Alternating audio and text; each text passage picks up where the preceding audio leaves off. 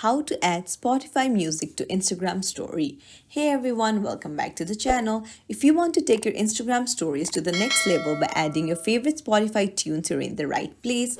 So first things first, open the Spotify app on your device and find the song that you want to share, and then tap on the three dots in the top right corner of the screen and a menu will pop up.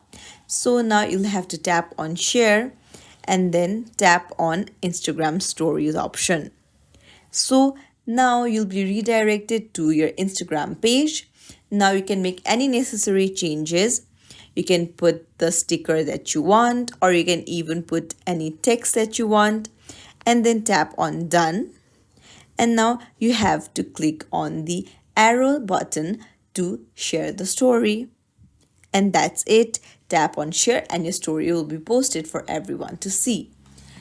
And that's it. You successfully added Spotify music to your Instagram story. If you found this video helpful, don't forget to like and subscribe to our channel for more helpful tips and tricks. Thank you for watching. See you in the next video, everyone.